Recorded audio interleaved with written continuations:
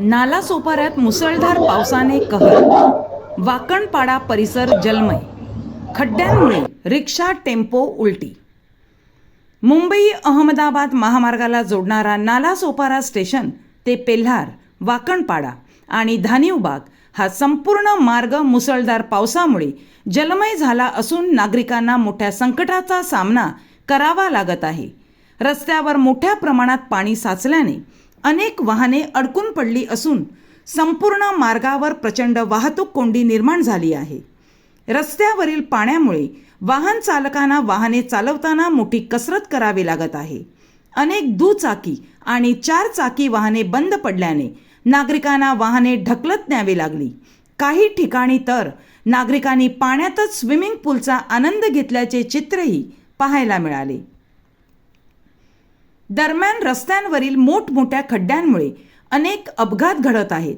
वाकणपाडा परिसरात खड्ड्यात अडकून रिक्षा आणि टेम्पो पलटी झाल्याच्या घटना घडल्या असून त्यामध्ये वाहनांचे मोठे नुकसान झाले आहे. तसेच मेन हॉल उघडे असल्यामुळे काही नागरिक त्यामध्ये पडल्याच्या घटनाही समोर आल्या आहेत.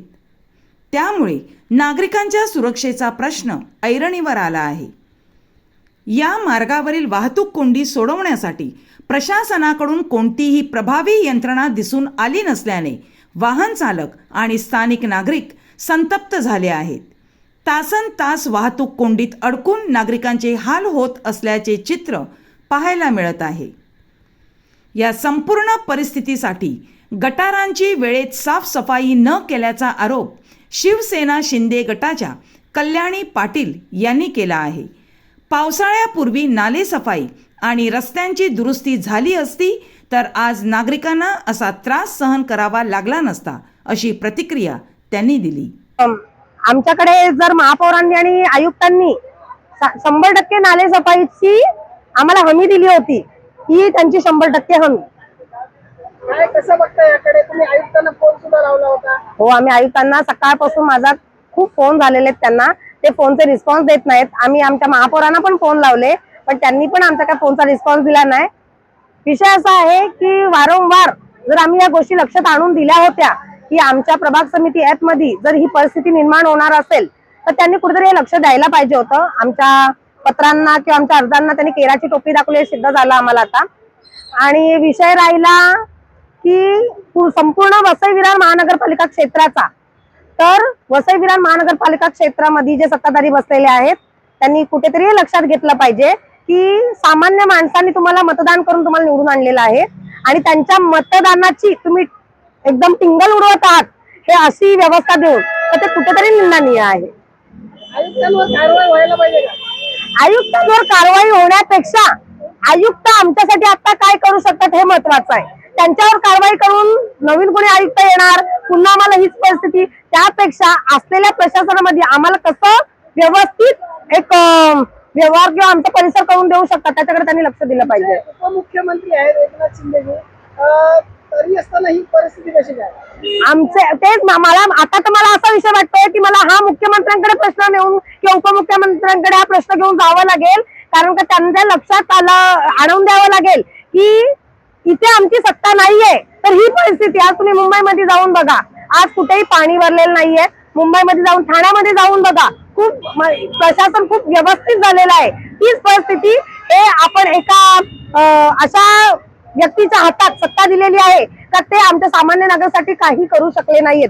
तर आमच्या शिंदे साहेबांनी खरंच याच्याकडे लक्ष द्यावं की वसई विरार महानगरपालिका आपण कशा हातात घेऊ शकतो. तसेच वसई विरार महानगरपालिकेच्या कामकाजावरही त्यांनी तीव्र नाराजी व्यक्त केली. महानगरपालिकेचे आयुक्त सुस्त आणि मदमस्त झाले असून नागरिकांचे फोनही उचलले जात नाहीत. प्रशासन पूर्णपणे निष्क्रिय झाल्यामुळे नागरिकांचे हाल होत आहेत, असा आरोपही त्यांनी केला. स्थानिक नागरिकांनी प्रशासनाने तत्काळ या भागातील पाणी निचऱ्याची व्यवस्था करावी, रस्त्यांवरील खड्डे बुजवावेत आणि उघडे मेन हॉल त्वरित बंद करावेत, अशी मागणी केली आहे. पावसाळ्याच्या सुरुवातीलाच अशी परिस्थिती निर्माण झाल्याने आगामी दिवसांबाबत नागरिकांमध्ये चिंता व्यक्त केली जात आहे. नाम है आपका? मेरा नाम विनोद कुमार गुप्ता जी। हाँ, बोले क्या हुआ है? हुआ क्या है, वाकनपाड़ा में देख रहा हूँ, उधर पूरा गटर खुला है।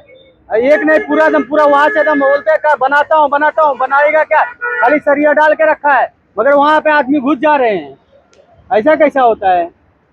क्या लगता है आपको कि प्रशासन काम कर रहा है? प्रशासन कहाँ काम कर रहा है, खाली लग वो सरिया डाल के रख के एकदम बोल गए, और कहीं कहीं खुला है ढक्कन, वो उधर ही डूब जाते हैं आदमी। जाने के बाद पूरा ये भर जाता है, लेवल में पानी भरता है, मालूम नहीं चलता कि गटर खुला है क्या खुला है, पूरा ढक्कन खोल के रखते हैं, उधर ही घुस जा रहे हैं। 3-4 आदमी तो आज सुबह ही घुस गए, हम लोग बचाए हूँ। अगर पानी बहता रहता तो वो चला जाता, मर जाता तो क्या करेगा।